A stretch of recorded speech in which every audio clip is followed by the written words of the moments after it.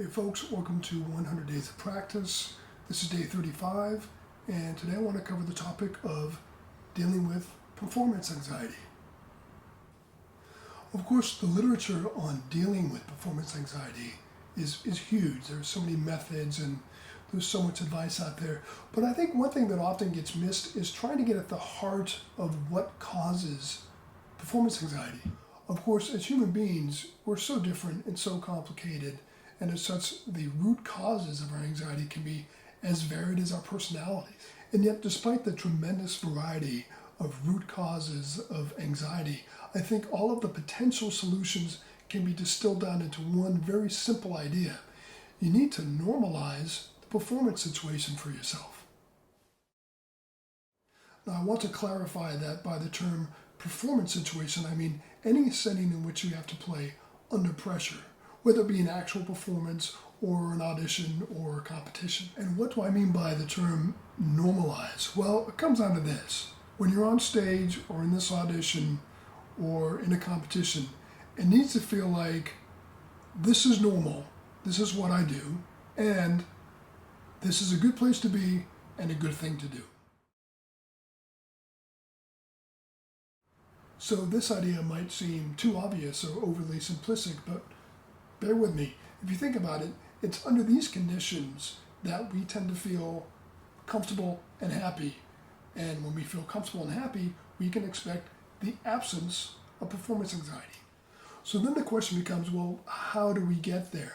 How can I be in this high pressure situation? I'm playing in front of thousands of people as a soloist perhaps, or I'm in an audition where the results could determine my future. This is a big deal. How can I get to the point that this feels good? Well, first of all, remember the mission. That is, train yourself to stay focused on the task at hand. And ultimately, it's the same whether you're playing in an audition, a recording session, a competition, or a concert. It is simply to share music with an audience. I saw a video by Darren Hardy, the founder of Success magazine, and he was addressing the question of performance under pressure. So he brought up the examples of Michael Jordan, sinking multiple three-pointers in the NBA finals, and Tiger Woods sinking these very difficult putts in front of millions and millions of viewers. I mean, talk about high pressure, oh my God. So he asked the question, well, how do they do it? And the answer was they focused on the task at hand rather than the consequences of their success or failure. And believe me, my friends, we as musicians have to do exactly the same if we are to minimize our performance anxiety and maximize our success.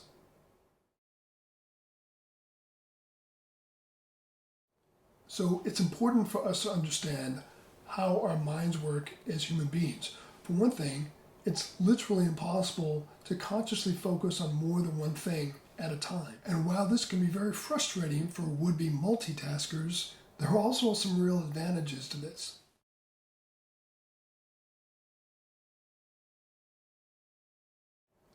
We are terrible at trying not to think about something. For example, if I say, don't think about a white elephant. Well, there's a white elephant, right? On the other hand, we're very good at diverting our attention in a particular direction, and we can train ourselves to be very good at this under pressure. So let's say you're in the first round of a big orchestral audition, and it's a big job, and there are folks behind the screen, and you can see their shoes, and you can hear them scribbling, and you're thinking to yourself, oh my God, if I play great, I'm going to win this audition, and my life will be changed forever. Well, how well do you think you're going to play if that's where your head is? On the other hand, in this audition setting, which admittedly is one of the most unnatural settings in which to play music, what if you're able to imagine yourself in a beautiful concert hall, surrounded by a world-class orchestra? Are you not likely to play much better? Okay, so easier said than done, of course. However, if you're able to get into this frame of mind in the practice room on a regular basis, and furthermore are able to set up some mock auditions with friends, I think you're going to get pretty good at this. Okay, so something else that's not obvious to a lot of people is that negative experiences on stage can can actually feed performance anxiety. Now, of course, it's crucial for us to know that our self-worth is not tied up on our playing. If you have a bad performance, it does not make you a bad person. Nonetheless, when you work hard at anything, and if it doesn't go well, it's pretty easy to feel crummy.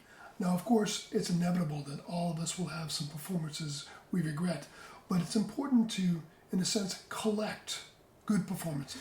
In other words, you're collecting positive experiences on stage. So, how do you do this?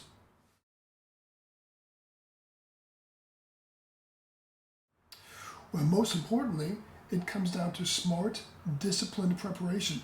You never want to put something on stage that's not ready to be performed. Now, for younger students and for your teachers, make sure you are choosing repertoire that you can handle at this point. If your technical command of the instrument allows you maybe to manage the Goethe concert etude, don't try to perform the Jolivet concertino. Not yet, anyway. There is no shame in choosing simpler repertoire because you know you can play it better. Whether it's a church concert or a recital or an audition, always try to choose music that you know you can handle. Now, sometimes you don't have control over the repertoire in an ensemble, whether it be a chamber music setting or a large ensemble setting. And in that case, you have to really double down in your preparation and also be willing to hand over a part if you feel like it's just not going to go well for you. Again, there should be no shame in making a choice like that because essentially you're putting the music ahead of your own ego, and you're not going to regret that.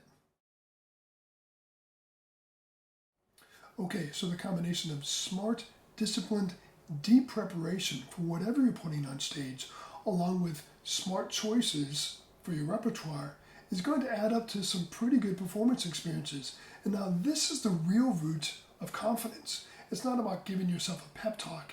It's about knowing that you've done a good job. One other thing that I think is very important, you have to learn to be hard on yourself in the practice room, not emotionally.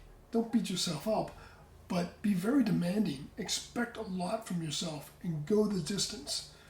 But forgive yourself for what happens on stage. After all, you are a human being, not a robot. You gotta make mistakes. And I've heard all of my favorite trumpet players make mistakes in live performance. And you know what? They're still my favorite trumpet players. And also, if they're allowed to make mistakes, then so am I. And of course, the great irony is, the less afraid you are to make mistakes, the more willing you are to miss notes, probably the more accurately you'll perform.